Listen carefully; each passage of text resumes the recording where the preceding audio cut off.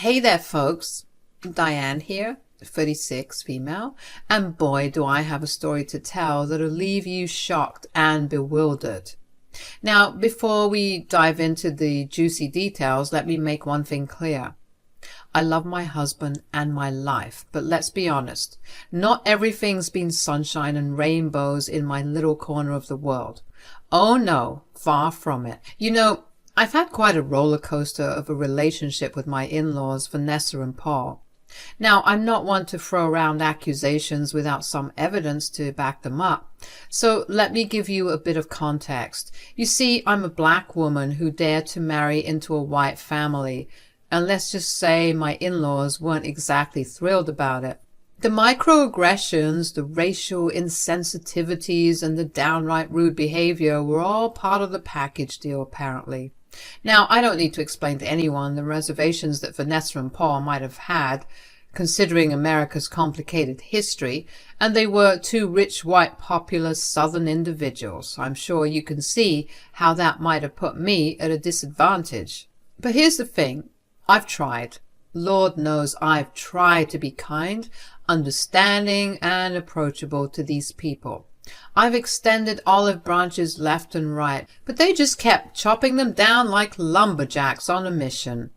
Cameron, my wonderful husband, bless his heart, would do his best to stand up for me. He'd yell at his parents, urging them to do better, be better, and for a moment they'd promise to change. They'd say all the right things, make all the right noises, and we'd think maybe, just maybe, things were looking up. But alas, my friends, hope can be a fickle mistress. No matter how many times we had these heart-to-heart talks, they would always revert to their old ways. Their racist reservations and torments against yours truly were ceaseless. It was like Groundhog Day, but instead of reliving a single day, it was reliving years of the same old song and dance. You might be thinking, Diane, why on earth did you tolerate all this craziness?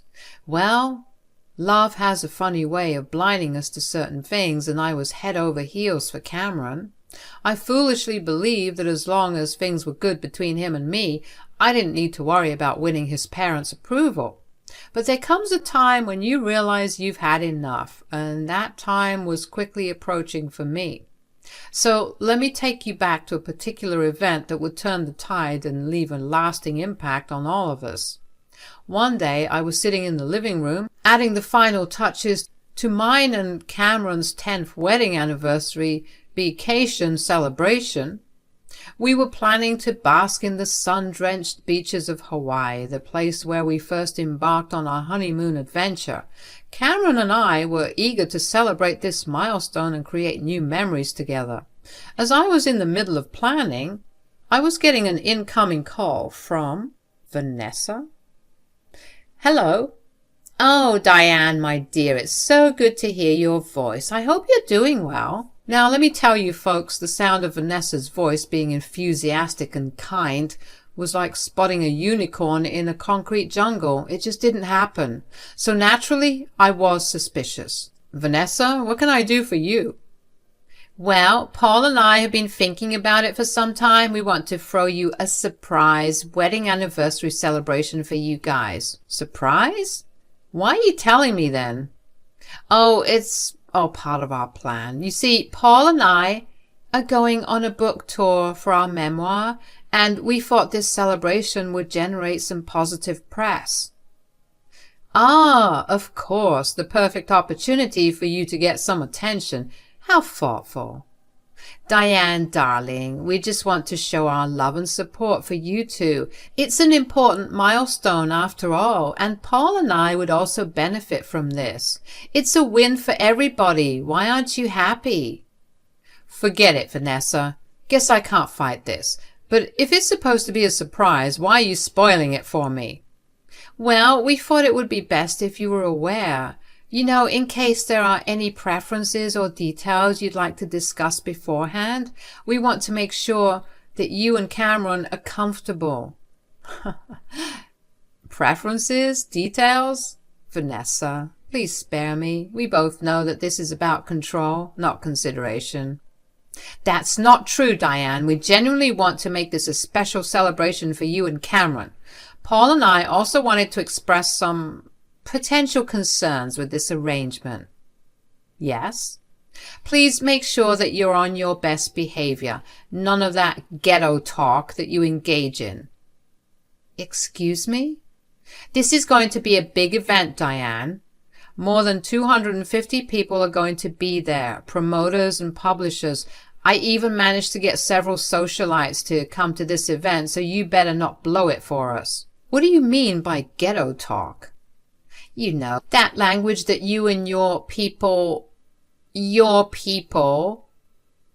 engage in. It's not proper English, so please make sure you address that. I'm hanging up the call now. What? Why? Wait, we have to discuss.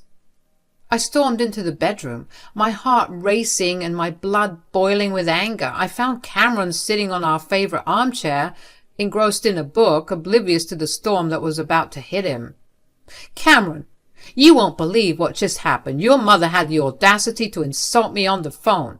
What? What did she say? She had the nerve to tell me I shouldn't speak in that ghetto language. Can you believe it?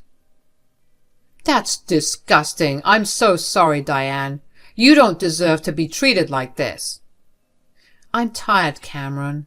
I'm tired of constantly fighting, of trying to explain, of being the bigger person. It's exhausting, and what hurts even more is that you know how toxic they are. Yet you still insist on keeping them in our lives. Diane, I love you, but they're my parents, and as much as they're being awful, I can't just cut them off completely. That's what you said 5 years ago. Do you remember? Of course I remember. We almost broke up because of this. How could I forget? You see, folks, 5 years ago, Cameron and I were on the brink of divorce. Shocking, I know. And you'll never guess the reason. It was because of his parents. Surprising, I know. I had had enough, and I told Cameron that he should cut his parents off completely so that we could live in peace, but he was quite conflicted. I guess it's not rocket science to understand why. I mean, they're his parents, but I simply couldn't understand why he was still holding on to them. Yes, they were his parents, but why keep such toxic people in your life? Blood isn't always thicker than water. Anyways, the arguing escalated and we almost got divorced. Seriously, I even got the divorce papers, but we managed to overcome it.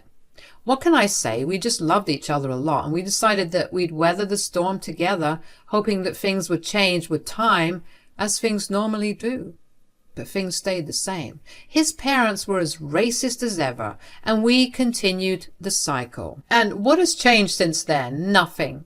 They're still the same, and it's affecting us and our happiness. It's affecting my happiness. I know, Diane. I know it's difficult, but I can't just cut them off completely. It's complicated. Complicated, Cameron? Sometimes the right thing to do is also the most difficult thing to do. We deserve to live our lives without this constant drama, without their racist antics. We deserve peace and happiness. Don't you think that I deserve that? Tears welled up in my eyes as the weight of our situation bore down on me.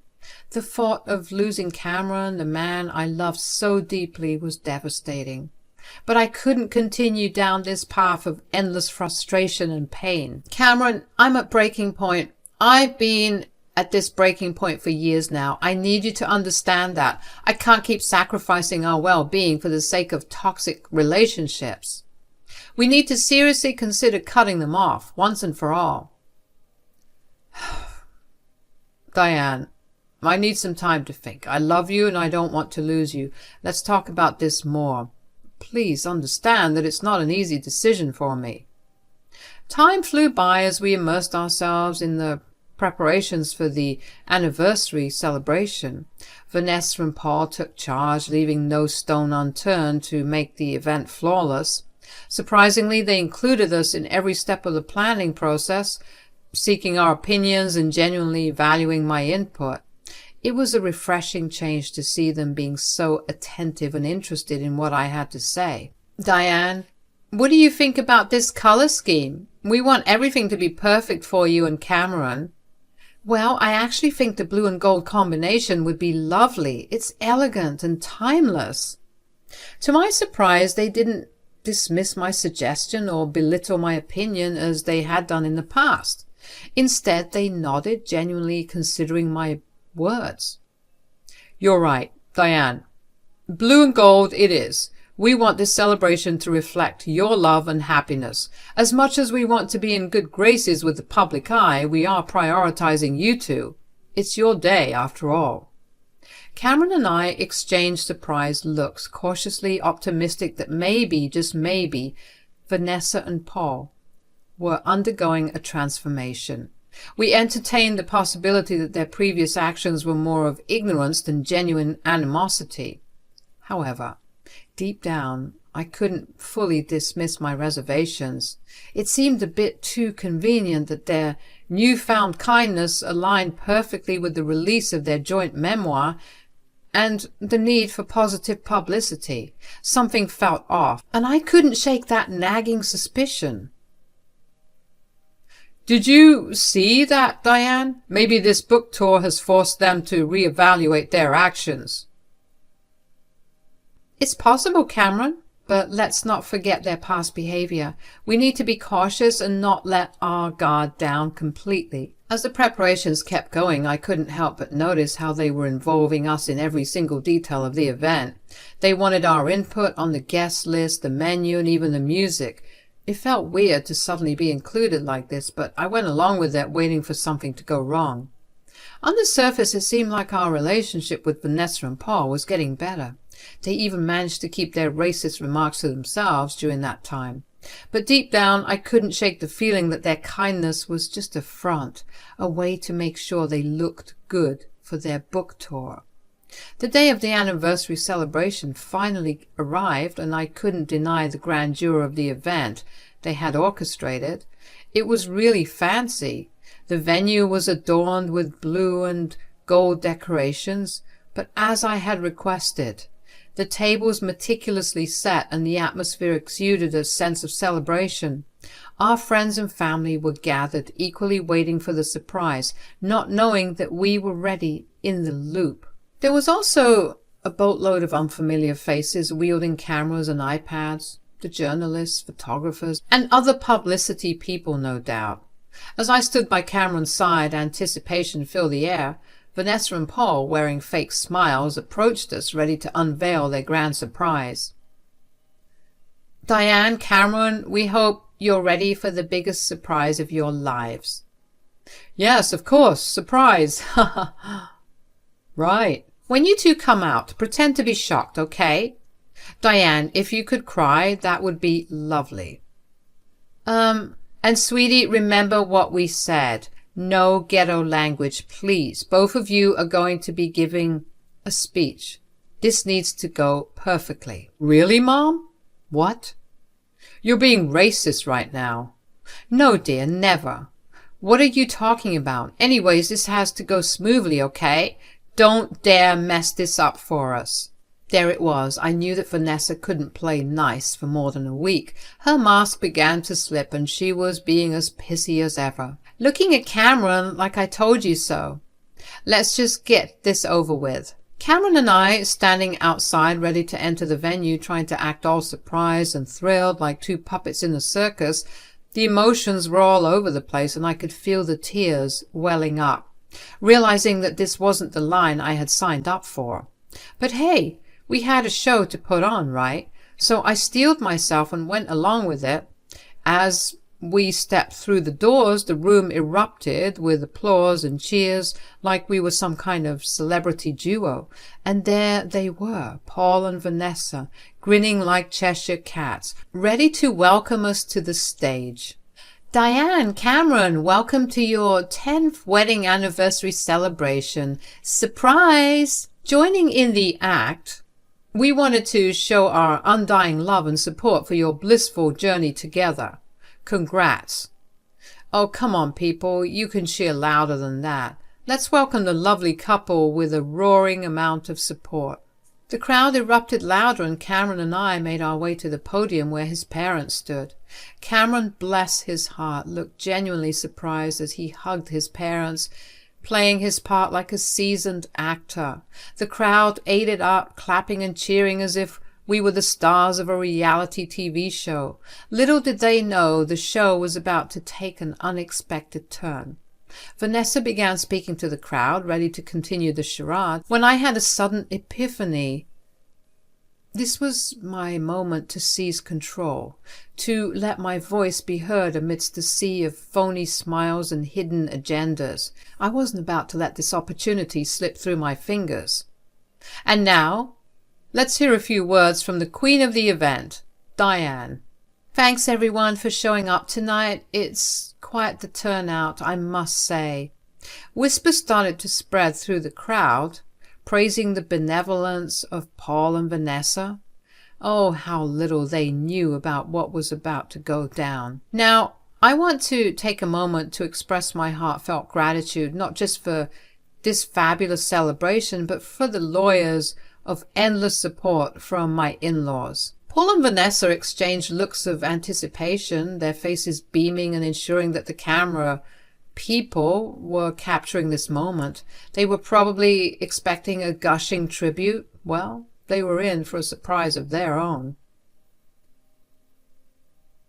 Tonight, I want to thank you both for teaching me a valuable lesson.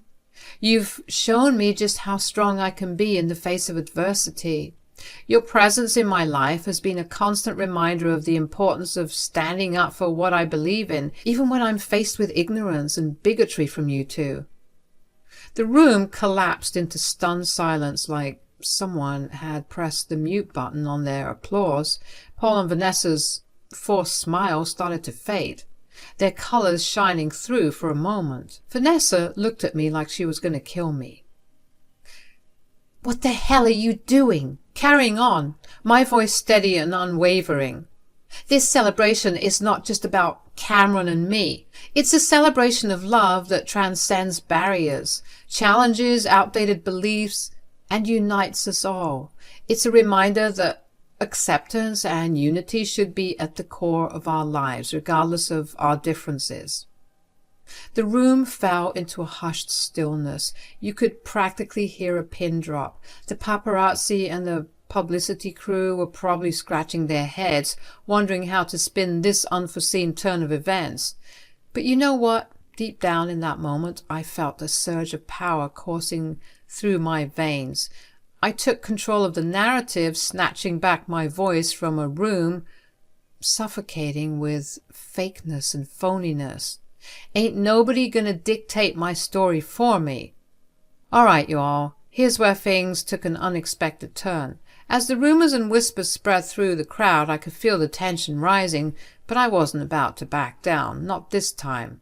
Look, you all, I've been keeping up this prim and proper act for way too damn long. It's time to speak my truth. For 10 whole years I've endured racism and constant hatred from Paul and Vanessa.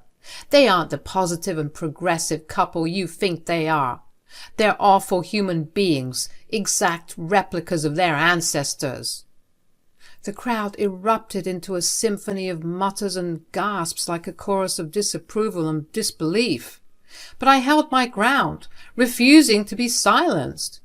Just as I was about to drop some more truth bombs, Paul tried to snatch the microphone from my hand, but I was quick, holding on to it with a grip as strong as my resolve. "And you know what? This entire thing is a lie. Yep, you heard it right. Both Cameron and I knew about this surprise the whole time. Vanessa and Paul orchestrated this whole thing for their upcoming book tour, hoping to get in good graces with the public." The gasps and murmurs escalated, leaving Paul and Vanessa stunned and immobile, not believing what was happening. Cameron was just as shocked as his parents, but he also looked somewhat impressed. "Vanessa and Paul want to act all nice and lovely, throw in this so-called celebration for Cameron and me. But let me set the record straight, you all. These two right here, they are the most racist, downright despicable folks I've ever come across. I have been putting up with their crap for a whole damn decade, but I ain't about to tolerate it for a second longer." The room erupted in more gasps, blending with whispers that echoed throughout. The photographers clicked their cameras, capturing every moment of the unfolding drama. The publishers, with expressions of clear disgust, seemed taken aback by the accusations being hurled at Paul and Vanessa. The truth was being exposed, and it wasn't a pretty sight. I continued to expose Vanessa and Paul, sharing numerous examples of how they had mistreated and abused me.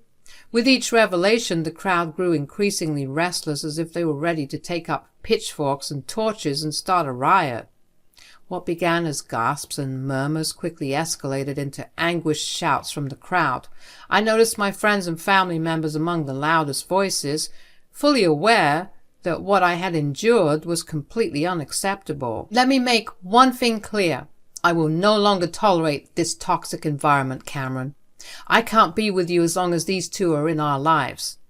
Love shouldn't come at the cost of our self-respect and dignity. I'm leaving, with or without you. Cameron wavered at my words. He understood the gravity of the situation, his expression a mix of determination and sadness. We should never feel afraid to speak up against the mistreatment we face. Racial ignorance is nothing but a shield for those too proud to admit their prejudices. Just at that moment, Vanessa did something that made everyone jump out of their skin. The heifer lunged at me. Could you believe it? Luckily, I narrowly avoided it, and because of the force she came at me with, she almost fell off the stage. The room was now filled with hooting and hollering. Let me tell you, the people were not pleased. The tension hung thick in the air as Vanessa shouted, "You will pay for this, Diane!" Ignoring Vanessa's empty threats, I composed myself and addressed the crowd once again. "I've said what I needed to say. You all know the truth now. I'm done with this crap." And with that, I dropped the mic and I began to make my way out of the venue. As I was walking down the aisle, I was cheered at, with people commending me for my strength. I didn't feel like going home at the time, and as my friends emerged from the venue not long afterward, I decided to stay with them for the time being, knowing that if I went home, it would be a battlefield. All right, let me fill you in on what went down after that intense showdown. I decided to stick with my loyal friends as things started heating up, and let me tell you, it was one fiery storm. As we rode away from that eventful night, I couldn't help but notice social media exploding with videos and posts about the whole ordeal.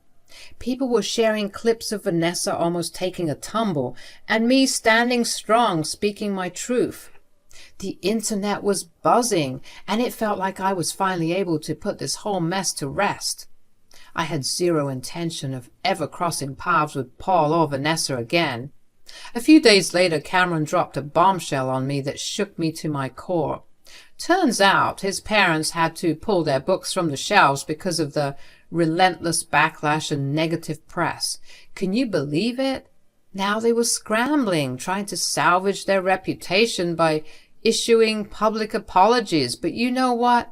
Nobody was buying it. Paul and Vanessa were officially cancelled.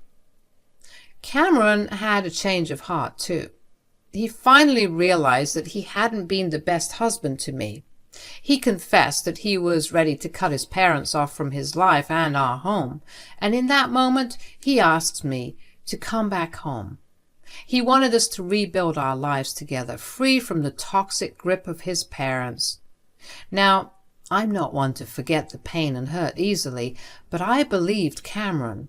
So after a lot of thinking and soul-searching, I made the decision to return home.